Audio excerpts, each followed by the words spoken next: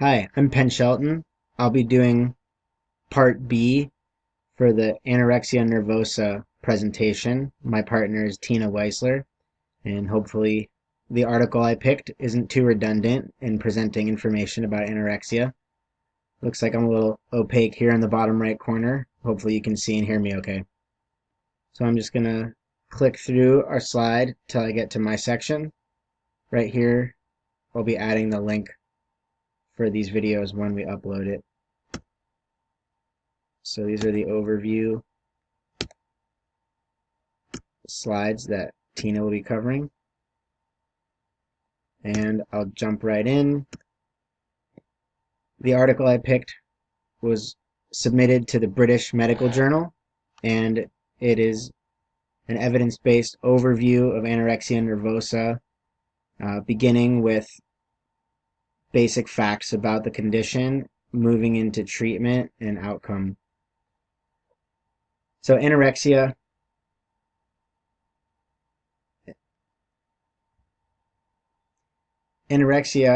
by definition, as Tina will cover in more detail, is an eating disorder which is defined by restriction of food sources or energy, and has two types, one restrictive and one with a binge and purge pattern. So the overview states some pretty stark facts. Anorexia is a condition with the highest mortality rate of any psychiatric disorder.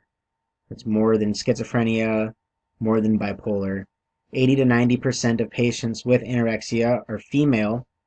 That's not necessarily saying that all people who have anorexia are predominantly female, but it's much more widely reported in females than men, and the literature sees it more in women than men, although men do commonly suffer from eating disorders as well. Anorexia is the most common cause of weight loss in young women and the most common cause of admission for child and adolescent services. So, evidence for treatment. Anorexia is notoriously difficult to treat and apparently even harder to research. Because people with anorexia are so highly treatment resistant, they are also very difficult to find candidates for research studies, randomized trials of different interventions, and getting good evidence-based research behind treating the disorder. In contrast, bulimia is actually much easier than anorexia to both research and treat. It doesn't have the same type of treatment resistance and treatment avoidant behaviors and attitudes among sufferers. So there's been a lot of research on starvation on the body, which has been applied to anorexia sufferers because basically they're submitting themselves to voluntary starvation. Research done with interventions on other eating disorders such as bulimia that have been effective for managing weight with bulimia sufferers have not been very effective with anorexia sufferers. The main hallmarks of the condition are overvaluation of shape and body weight. This is kind of an obsessive view of the body. There's definitely body dysmorphia or a misrepresented self-image. The main aspects of the disease or the condition are food restriction, over-exercising, purging through self-induced vomiting, but also done through use of laxatives, stimulants, and diuretics. And another hallmark behavior is obsessive weighing themselves or looking at themselves in the mirror in an effort to monitor shape and weight. This is almost obsessive compulsive, and usually someone with anorexia does not have an accurate self-image. In other words, they can't describe themselves objectively to somebody else observing their body weight and shape. In terms of the causes of anorexia, they've not been able to narrow down with any assurance what the definite causes are. There are genetic factors, there are some brain structure differences and abnormalities that have been identified, but nothing as a definitive cause. Anorexia has been identified as a coping mechanism, often anxiety driven, used to manage self-image and self-esteem issues. In terms of diagnosis and assessment, anorexia is usually first noticed by loved ones who have taken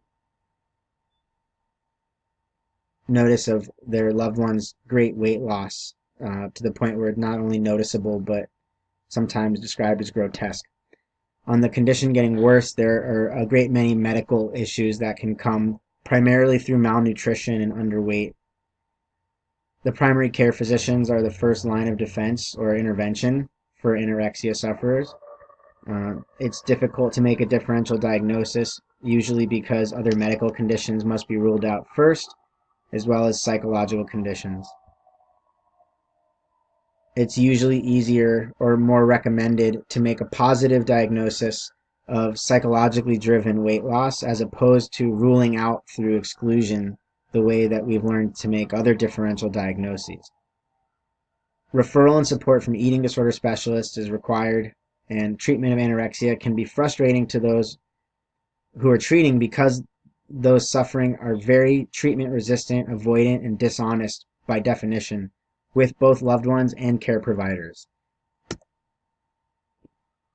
The main goal of treatment for anorexia is attaining and maintaining a healthy weight and a cessation of the restrictive behaviors or overexercising or however they're manifesting either restriction or binge and purge patterns. Recovery from anorexia is not something that happens within a few months. It's an average of 5 to 6 years from diagnosis to full recovery on a good trajectory.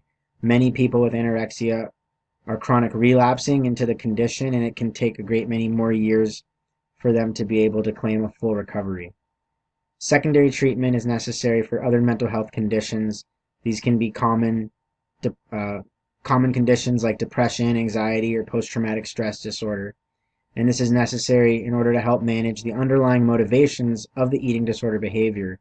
Remember that the eating disorder is often a manifestation of a maladaptive coping mechanism, as well as other factors, but looking at the coping mechanism piece, it's important to treat the other underlying mental health conditions that are co-occurring. Therapeutic interventions are primarily done individually through many different therapy modalities and also through family counseling and family therapy.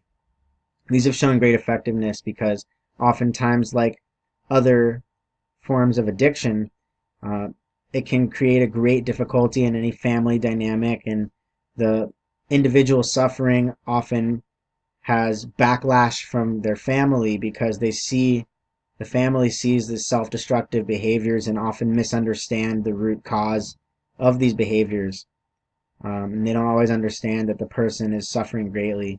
So there's often lack of empathy and compassion, which can exacerbate the condition and strain family relations. So family interventions are very effective in both education as well as giving good interventions for the family and the individual to cope better with the situation. So far, no medication-based interventions have been very effective in the limited research that's been done. Antidepressants have been somewhat effective in managing other aspects or symptoms of underlying co-occurring disorders, but in terms of reducing the anorexia behaviors, has not been very effective. So I assembled 5 different resources, a few national web resources. This first one is just a nonprofit website with a list of many, many resources. This website compiles research, educational websites and support organizations. There are probably over 24 different websites. Some of them are national, some of them are international, some of them are support group based, and some of them are professional based. The next website is anad.org. This stands for the National Association of Anorexia, Nervosa, and Associated Disorders. It provides education on the condition, support through professional resources, support groups led by recovering anorexia survivors, and mentorship, again, from recovered peoples with anorexia. This third website is the National Eating Disorders website. It's for all eating disorders, but there's a lot of resources for anorexia. This website actually provides assessment tools for individuals to use themselves in order to assess severity and also the necessity of seeking professional help. This fourth website is the National Institute of Mental Health website, which is essentially educational, and not only giving information about the eating disorder and behaviors associated, but how to seek treatment and how to research getting help. This last website is the National Eating Disorders Collaboration website. It's an organization that's geared more for professionals seeking to help those with eating disorders, but it does have education and support resources for those suffering from the eating disorder itself. And for my references, I've just used the DSM-5 as well as the article from Morris and Twaddle in the British Medical Journal, which I just summarized. Thank you for watching our presentation, and I hope you learned something about anorexia. Thank you. And we'll be adding another link here at the end before I upload. Thanks.